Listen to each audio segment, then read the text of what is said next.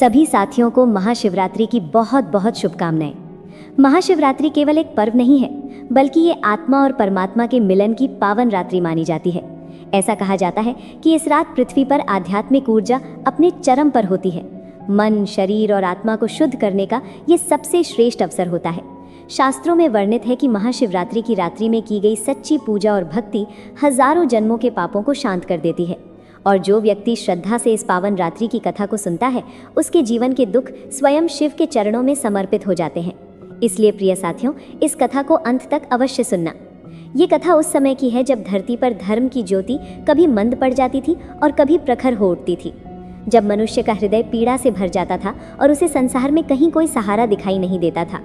ये गाथा है एक ऐसे ही भक्त की जिसकी सच्ची भक्ति को संसार ने ठुकरा दिया, लेकिन महादेव ने उसी भक्ति को अपने हृदय से लगा लिया। हाय रे दुर्भाग्य!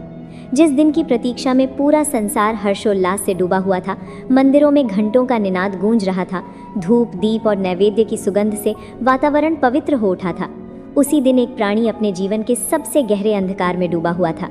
उसका नाम था दीनबंधु। महाशिवरात्रि का पावन पर्व, पर दीनबंधु के लिए ये पर्व नहीं, बल्कि उसके टूटे हुए हृदय पर लगा एक और घाव था। वो दीन था, वो अनाथ था और अत्यंत गरीब था। उसके पास न फूल थे, न दूध, न बेलपत्र, न धतूरा। उसके पास थी तो बस एक कांपती हुई आत्मा, एक टूटा हुआ हृदय और आंखों में उमड़ते खारे आंसुओं का अथाह सागर। उसका नाम दीनबंधु था, लेकिन उसका न कोई बंधु था और न कोई सहारा। गांव के बाहर एक टूटी फूटी झोपड़ी में वो अकेला रहता था, जो शायद ही उसे तेज आंधी और बारिश से बचा पाती। भूख उसकी नित्य सहचरी थी और अपमान उसके जीवन का दूसरा नाम बन चुका था। गांव में जब भी कोई पर्व आता, लोग उसे और अधिक धिक्कारने लगते। किसी की आवाज़ आती, अरे ये अपशकुनी यहाँ कैसे आ गया? तो कोई कहता, हटो हटो, इसकी सूरत देख ली तो दिन खराब हो जाएगा। दीनबंधु चुपचाप सब सुनता और सिर झुकाकर आगे बढ़ जाता। उसके जीवन में ऐसा कोई दिन नहीं था जब उसने अपमान का स्वाद न चखा हो। और आज फिर महाशिवरात्रि थी, लेकिन क्या इस पावन रात्रि में भी उसका भाग्य बदलेगा? क्या महादेव उस दीन और तिरस्कृत भक्त की पुकार सुनेंगे? इसी प्रश्न के साथ कथा आगे बढ़ती है। दीनबंधु का जीवन जैसे अपमान और पीड़ा की श्रृंखला बन चुका था। हर नया दिन उसके लिए नई ठोकर लेकर आता था। वो किसी से कुछ मांगता नहीं था, पर उसकी गरीबी ही उसका सबसे बड़ा अपराध बन चुकी थी। उसके शरीर पर फटे पुराने वस्त्र थे जो शायद ही उसके तन को ढक पाते। बाल बिखरे हुए, आंखें धसी हुई और चेहरा भूख व कष्ट से झुर्रीदार। गांव में जब भी वो किसी के द्वार पर काम की आश लेकर जाता, लोग उसे देखते ही भगा देते। ये अकर्मण्य है, ये चोर होगा, इसे काम मत देना, मुसीबत बनेगा। कभी कभी तो बिना किसी कारण के ही लोग उसे पीट देते, सिर्फ इसलिए कि वो कमजोर था, अकेला था और उसका कोई पूछने वाला नहीं था। एक बार गांव के मुखिया के घर विवाह था।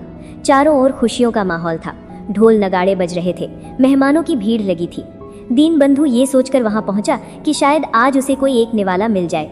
उसकी आंखों में आशा की एक हल्की सी किरण थी, पर जैसे ही मुखिया के बेटे की नजर उस पर पड़ी, उसका चेहरा क्रोध से भर उठा।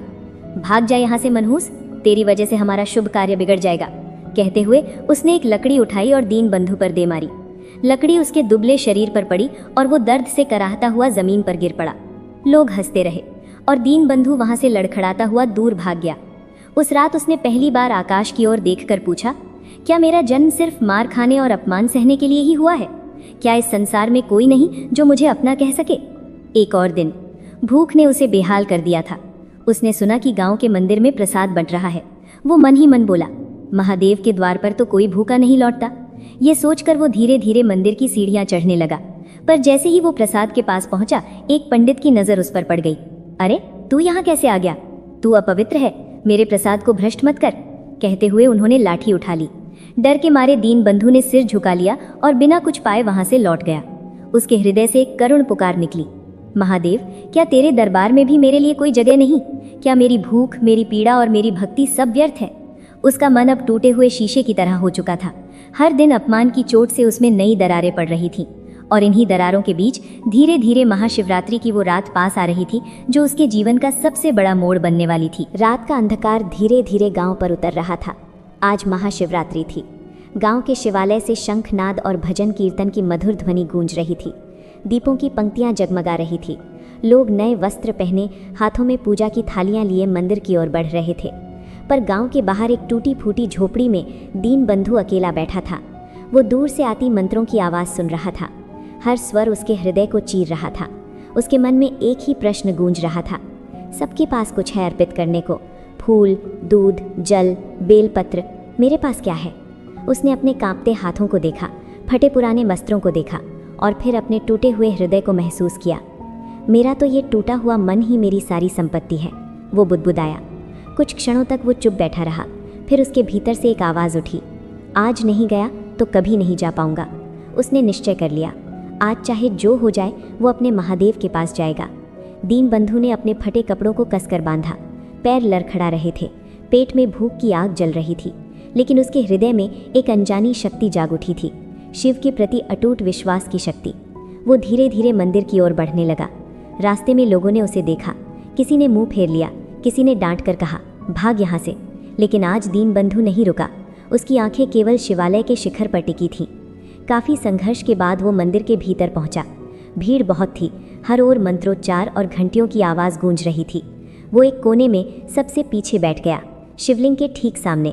उसके पास न फूल थे, न जल, न दूध, न बेलपत्र। कुछ पल वो मौन बैठा रहा, फिर उसकी आंखों से आंसुओं की धारा बह निकली, पहले धीरे फिर तेज। उसकी सिसकियां गूंजने लगी, वो फूट फूट कर रोने लगा, हे मेरे महादेव, आज मेरे पास कुछ नहीं है, मेरे ये आंसू ही मेरी पूजा है। उसके आंसू शिवलिंग के चरणों में गिरने लगे। जिन आंसुओं को संसार ने कभी महत्व नहीं दिया, आज वही महादेव का अभिषेक बन रहे थे। और उसी क्षण कैलाश पर कुछ ऐसा घटने वाला था जो दीनबंधु के भाग्य को सदा के लिए बदलने वाला था।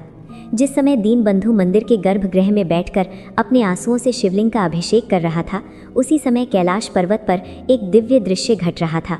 श्वेत हिम से आच्छादित कैलाश के शिखर पर भगवान शिव ध्यान में लीन थे। उनके समीप माता पार्वती अपने स्वामी की सेवा में स्थित थीं। पृथ्वी पर महाशिवरात्रि का महापर्व चल रहा था। मंत्र, घंटियां और भक्ति की ध्वनियां कैलाश तक पहुंच रही थीं। माता पार्वती ने पृथ्वी की ओर दृष्टि डाली। उन्होंने देखा मंदिरों में भक्तगण भक्ति से पूजन कर रहे हैं। तभी उनकी दृष्टि एक छोटे से अंधेरे कोने पर ठहर गई। एक दुर्बल, जीर्ण शीर्ण देह, एक ऐसा प्राणी जो फूट फूट कर रो रहा था। माता पार्वती का कोमल हृदय कांप उठा। हे नाथ, ये कौन है? इसकी पीड़ा मेरे हृदय को विदीर्ण कर रही है। भगवान शिव ने धीरे से अपनी आंखें खोली। उनकी दृष्टि भी उसी भक्त पर पड़ी। उनके मुख पर एक हल्की मुस्कान उभरी, जैसे वे सब कुछ पहले से जानते हों। माता पार्वती बोली, हे नाथ, इसके पास न कोई पुष्प है, न जल, न दूध, न बेलपत्र। फिर भी इसकी भक्ति में ऐसी अग्नि है कि मेरा हृदय द्रवित हो गया है। संसार ने इसे हर जगह से दुत्कारा है। क्या ये उचित है कि आपका भक्त इतनी वेदना सहे? माता की आंखों में करुणा छलक आई। भगवान शिव शांत स्वर में बोले, देवी, संसार आंखों से देखता है, मैं हृदय से देखता हूँ। इस भक्त ने हर अपमान सहा, फिर भी मुझ पर से विश्वास नहीं खोया। यही अटल श्रद्धा, सच्ची भक्ति है। माता पार्वती ने विनीत स्वर में कहा, नाथ, मैं इसे इस अवस्था में नहीं देख सकती, कृपा कर इसे दर्शन दीजिए। भगवान शिव ने गहरी सांस ली। इसका समय आ गया है पार्वती, आओ हम अपने इस भक्त की पुकार सुने। और उसी क्षण कैलाश के हिम शिखर से भगवान शिव और माता पार्वती पृथ्वी की ओर प्रस्थान करने लगे। धरती पर, शिवालय में एक अद्भुत परिवर्तन होने वाला था। जिस मंदिर में दीनबंधु फूट फूट कर रो रहा था, वहाँ अचानक वातावरण बदल गया। घंटियों की आवाज़ धीमी पड़ गई, भीड़ का शोर जैसे थम सा गया। क्षण भर के लिए पूरे शिवालय में एक अलौकिक सन्नाटा छा गया। दीपों की लौ और अधिक प्रज्वलित हो उठी। हवा में एक अनुपम सुगंध भर गई, जो किसी पुष्प की नहीं बल्कि दिव्यता की थी। दीनबंधु ने अनुभव किया कि उसके चारों ओर एक अद्भुत शीतलता फैल रही है। उसका रुदन धीरे धीरे शांत होने लगा। उसने कांपते हाथों से अपनी आंखें खोली और तभी उसने देखा शिवलिंग के ठीक सामने एक दिव्य प्रकाश फैलता जा रहा है। वो प्रकाश सामान्य नहीं था, वो आंखों को नहीं चुभता था, बल्कि हृदय को शांति से भर देता था। उस प्रकाश के मध्य दो दिव्य आकृतियां प्रकट हुईं। एक ओर शंख के समान गौर वर्ण, जटाजूट में गंगा धारण किए, मस्तक पर चंद्रकला सुशोभित, त्रिशूलधारी नीलकंठ योगेश्वर भगवान शिव, और उनके वाम भाग में सौंदर्य और करुणा की प्रतिमूर्ति, कमल के समान नेत्रों वाली, आभूषणों से सुशोभित साक्षात आदिशक्ति माता पार्वती। उनके मुखमंडल से दिव्य तेज प्रवाहित हो रहा था। उनकी मुस्कान में मानो संपूर्ण ब्रह्मांड का सार समाया हो। दीनबंधु की आंखें विस्फारित हो गईं। क्या ये स्वप्न है? क्या भूख और पीड़ा ने उसके मन को भ्रमित कर दिया है? उसने अपनी आंखें मली, पर दृश्य ज्यों का त्यों था। उसके हृदय की धड़कनें तेज हो गईं। उसके पूरे शरीर में एक अद्भुत ऊर्जा दौड़ने लगी। वर्षों की पीड़ा, अपमान और थकावट मानो एक क्षण में ही विलीन होने लगी। वो कांप उठा, उसके होंठ खुले पर शब्द नहीं निकले, और तभी वो अपने घुटनों के बल भूमि पर गिर पड़ा, दंडवत प्रणाम में। अब उसकी आंखों से पीड़ा नहीं, आनंद और कृतज्ञता के अश्रु बह रहे थे, क्योंकि आज पहली बार किसी ने उसकी पीड़ा को देखा था, और वो कोई साधारण नहीं था, वो स्वयं महादेव थे। दीनबंधु भूमि पर दंडवत प्रणाम की अवस्था में पड़ा हुआ था। उसका शरीर कांप रहा था, मन अविश्वास और आनंद के बीच झूल रहा था। तभी भगवान शिव ने अपना वरद हस्त उठाया। उनकी गंभीर, शांत और करुणामयी वाणी पूरे शिवालय में गूंज उठी। उठो मेरे भक्त दीनबंधु। उस स्वर में न कोई कठोरता थी, न कोई आदेश, केवल अपार प्रेम और अपनापन था। दीनबंधु ने कांपते हुए धीरे धीरे अपना सिर उठाया।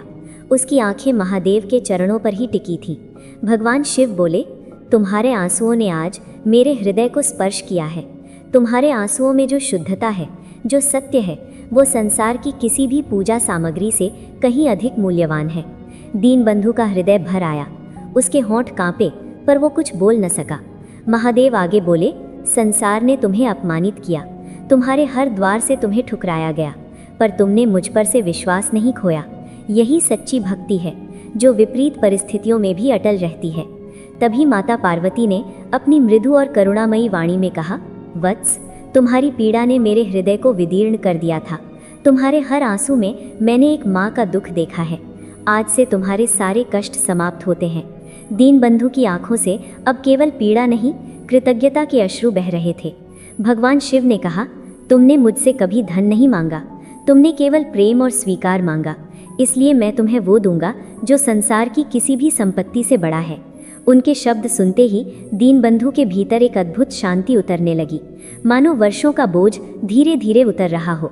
और तभी एक दिव्य परिवर्तन आरंभ होने वाला था।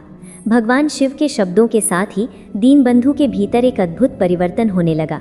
उसने अनुभव किया कि उसके हृदय में जो वर्षों से पीड़ा, अपमान और अकेलापन भरा था, वो धीरे धीरे धुल रहा है। भगवान शिव ने अपने कर कमलों को आगे बढ़ाया और दीनबंधु के मस्तक पर अपना वरद हस्त रखा। वत्स, तुम्हारा हृदय शुद्ध सोने के समान है, जिसने इतने ठोकरें खाईं फिर भी मुझ पर से विश्वास नहीं खोया। आज से तुम्हारी पहचान बदलती है। शिव की वाणी में असीम करुणा थी। तुम आज से केवल दीनबंधु नहीं, बल्कि ज्ञान बंधु कहलाओगे। ये नाम सुनते ही दीनबंधु का शरीर एक दिव्य प्रकाश से घिर गया। उसकी दुर्बल देह में नवचेतना का संचार होने लगा। जो शरीर क्षीण और थका हुआ था, वो तेज और कांति से भरने लगा।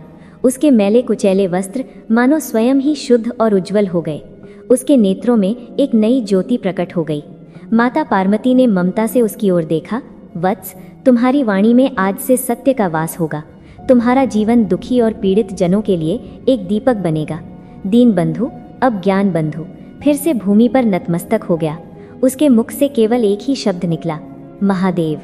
उस पल उसके जीवन की दिशा बदल चुकी थी, पर मंदिर में उपस्थित अन्य भक्तगण अब भी ये सब देखकर स्तब्ध खड़े थे। और अब संसार की परीक्षा अभी शेष थी। मंदिर में उपस्थित सभी भक्तगण इस अलौकिक दृश्य को देखकर स्तब्ध रह गए थे। वही दीनहीन जिसे वे हर दिन दुत्कारते थे, आज साक्षात महादेव के वरदान से दिव्य तेज से आलोकित खड़ा था। लोगों के मुख से एक भी शब्द नहीं निकल पा रहा था। उनके हृदय में भय, लज्जा और पश्चाताप एक साथ उमड़ पड़े। कुछ लोगों ने अपनी भूलों को समझते हुए ज्ञान बंधु के चरणों में गिरने का प्रयास किया। हमें क्षमा कर दो, हम अज्ञानी थे। ऐसी करुण पुकारें मंदिर में गूंजने लगी। ज्ञान बंधु ने उन लोगों को रोक दिया। उसके नेत्रों में न क्रोध था, न प्रतिशोध, केवल असीम करुणा थी। उसने हाथ जोड़कर विनम्र स्वर में कहा, मेरे बंधुओं, आप सबने जो किया वह अज्ञानता के कारण था। मैं आप सबसे क्षमा मांगता हूँ यदि मेरी उपस्थिति से कभी आपको कष्ट हुआ हो। उसकी वाणी में ऐसी शांति और दिव्यता थी कि सुनने वाले मंत्रमुग्ध हो गए। उसी क्षण भगवान शिव और माता पार्वती ने अपने भक्त को अंतिम आशीर्वाद दिया। उनके दिव्य स्वर गूंजे, वत्स, सच्ची भक्ति का फल हमेशा करुणा ही होता है। और धीरे धीरे वह दिव्य प्रकाश शिवालय में विलीन होने लगा। भगवान शिव और माता पार्वती अपने लोक को प्रस्थान कर गए, पर ज्ञान बंधु का जीवन अब सदा के लिए बदल चुका था। और अब शेष थी इस कथा की अंतिम शिक्षा। भगवान शिव और माता पार्वती के अंतर्ध्यान होते ही मंदिर का वातावरण धीरे धीरे सामान्य होने लगा। पर जो बदल चुका था वह था ज्ञान बंधु का जीवन। वह अब न दीन था न अनाथ। उसके हृदय में न किसी के लिए द्वेष था न प्रतिशोध। महादेव ने उसे धन या वैभव नहीं दिया था, बल्कि वह दिया था जो संसार की किसी भी संपत्ति से महान है, ज्ञान और आत्मिक शांति। ज्ञान बंधु ने अपने जीवन में कभी किसी से कुछ नहीं मांगा। वह जहाँ भी जाता लोगों के दुख स्वयं शांत होने लगते। उसकी वाणी से निकला हर शब्द सत्य से भरा होता। उसकी दृष्टि में हर प्राणी के लिए करुणा और प्रेम था। धीरे धीरे लोग उसके पास आने लगे, अपनी पीड़ा, अपने कष्ट, अपने भय लेकर। और ज्ञान बंधु सभी को एक ही बात सिखाता, सच्ची भक्ति किसी फूल, किसी जल या किसी सामग्री की मोहताज नहीं होती। वह टूटे हुए हृदय की सच्चाई में, आंसुओं की पवित्रता में और विपरीत परिस्थितियों में अटल विश्वास में बसती है। उसका जीवन स्वयं एक जीवंत कथा बन गया। युग बीतते गए, पर ज्ञान बंधु की कथा लोगों के हृदय में भक्ति और करुणा की ज्योति जलाती रही। प्रिय साथियों, यह महाशिवरात्रि की पावन कथा यहीं पूर्ण होती है। हम सभी भगवान शिव और माता पार्वती के चरणों में प्रार्थना करते हैं कि उनकी कृपा हमारे जीवन में भी उसी प्रकार का विश्वास, धैर्य और करुणा भर दे। समय आगे बढ़ता गया, पर ज्ञान बंधु की साधना कभी नहीं रुकी। अब वह किसी मंदिर की सीढ़ियों तक सीमित नहीं था। उसका मंदिर बन चुका था हर दुखी हृदय, हर टूटता विश्वास, हर भटकती आत्मा। वह कहता था, भगवान दूर कहीं कैलाश पर नहीं बैठते, वे वहीं प्रकट होते हैं जहां अहंकार टूटता है और प्रेम जन्म लेता है। गांव, नगर, वन और पर्वत, जहां भी वह गया, लोगों ने पहली बार धर्म को डर नहीं, सहारा बनते हुए देखा। उसने न कोई आश्रम बनाया, न अपने नाम का पंथ चलाया, क्योंकि महादेव ने उसे सिखाया था, जब नाम बड़ा हो जाए तो भक्ति छोटी हो जाती है। एक दिन ज्ञान बंधु ने अपने शिष्यों से कहा, जिस दिन तुम्हें लगे कि भगवान तुम्हें नहीं सुन रहे, उस दिन भी उन पर विश्वास मत छोड़ना, क्योंकि मौन भी ईश्वर की एक भाषा होती है। और फिर एक शांत सुबह वह उसी तरह लीन हो गया जैसे कभी शिव ध्यान में लीन हो जाते हैं। न कोई प्रकाश, न कोई चमत्कार, बस शांति। पर उसके बाद भी उसकी सीख जीवित रही।